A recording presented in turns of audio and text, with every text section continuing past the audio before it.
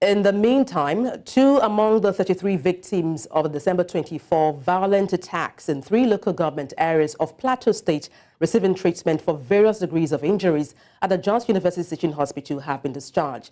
Chizoba Anionwe, who has been keeping tabs on developments since the tragic incident in Plateau State, was at the Jos University Teaching Hospital and files in this report.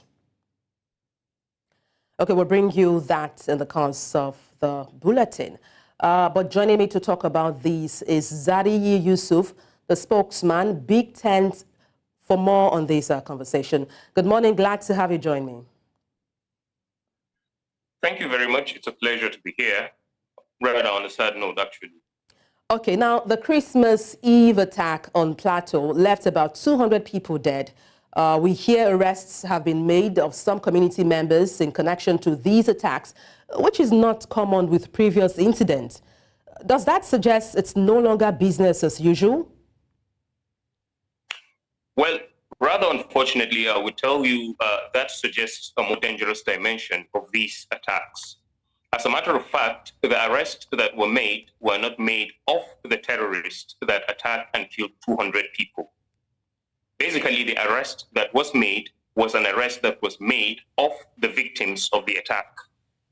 And why I say it's a more dangerous dimension of what has always been happening is because it appears that it's a new dimension that the Islamists, the jihadi fighters have adopted. In other words, they strike Christian communities, they kill hundreds, and rather than allow the world, because they are determined to not let the world know the truth of what's happening, they churned the narrative, they twist it into something else. You would remember that prior to this attack that left 200 Christians dead, there was another attack much earlier in Mongu local government where about 400 Christians were killed by this same, jihadist group, predominantly made up of Fulani people. And right after that attack, because of the, because of the uproar it brought, because of the attention it was gaining, a narrative was spinned out. And in other words, they shut out the narrative that there was an Ardu that went missing. And once the story of the Ardu came out, they shut down the story of killing the 400, and they went to the village. Unfortunately, they routed out, the military routed the vigilante of that community, killed them, and then brought out their names as the perpetrators of the massacre, while the main killers... To cut you short there, Zariyi, if I may just quickly jump in there, Zariyi, some people have said that, identifying the cause of these wanton killings and destruction should be the first step to finding a remedy. In your own understanding, what is the cause of all of this? I would say to you the cause of all of this is a sudden focus on Nigeria by, the global jihadist movement. In other words, there is a particular group of people, the Fulani in particular, that, the world has been deceived that they are more of an endangered species, when the truth of the matter is that they are a group of trained fighters, heavily armed, heavily funded, whose primary aim, sole aim, is basically to annihilate the Christian populations of Middle Belt Nigeria. That basically, I would say to you, is the source, is the beginning of this attack. And they capitalize or they sustain these attacks by lying to the international community, the United Nations, and every other person that it is a farmer-herder clash. As such, each time they attack a community, when you go to Benue, they leave hundreds dead. When they go to Taraba, they leave hundreds dead. They come to Southern Kaduna, they leave hundreds dead. They come to the Plateau, they kill hundreds, 400, 300, and all of that. And then they lie that it's a farmer-herder clash. So identifying this issue primarily as a genocide based on a particular Islamic jihad that is aimed at the Christian population of Middle Belt Nigeria will be the first step in addressing it. Because it will give the legal premise for our military to confront the matter as it should be. I hear you, but Mr. Yusuf, there must be an end to these killings.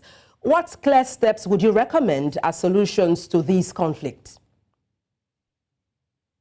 Rather unfortunately, I think I would risk, because of the nature of the massacre and how it is becoming more and more glaring that it is a possibility the Christian population of Middle Belt Nigeria could be annihilated.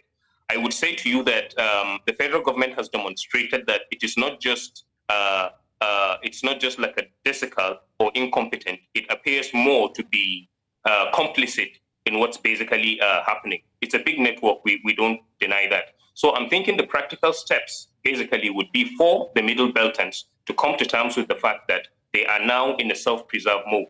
Because the truth of the matter is that when you kill 400 of us, when you rape our women, when you decimate our communities, I mean, in the last Plateau attack, over 16 communities, 16 communities in 3 different local governments were attacked at once and left 200 dead. And they are lying to the international community that it is these victims that organized and attacked themselves, which is not true.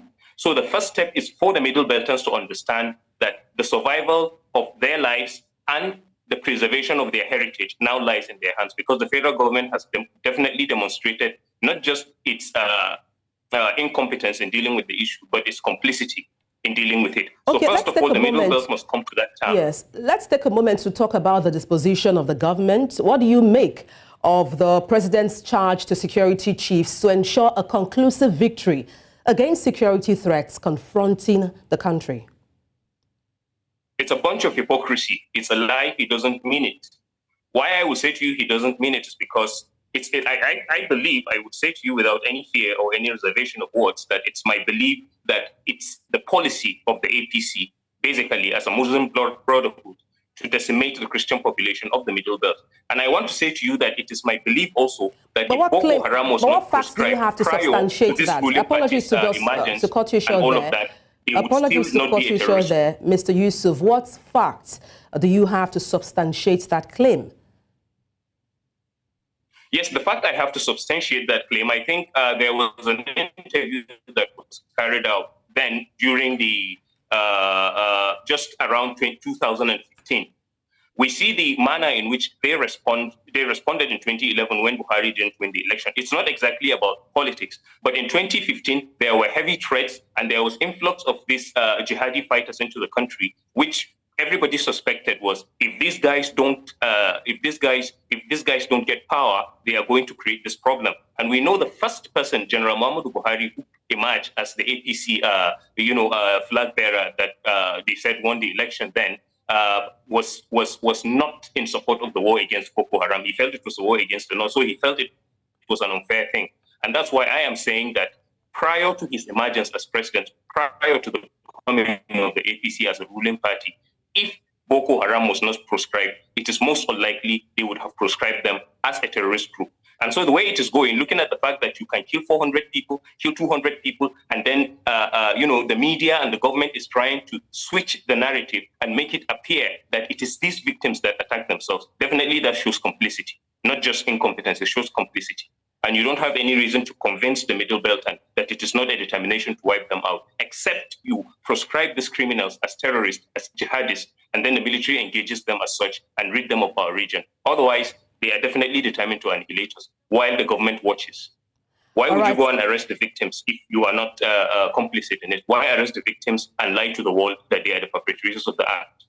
How would the community sit down and plan to kill 200 of themselves simply because they want to say we are being attacked? And that's a fine place to wrap it up. Thank you so much for your time on the news. Zadiyi Yusuf, spokesman. Thank you so much. Thank you once again.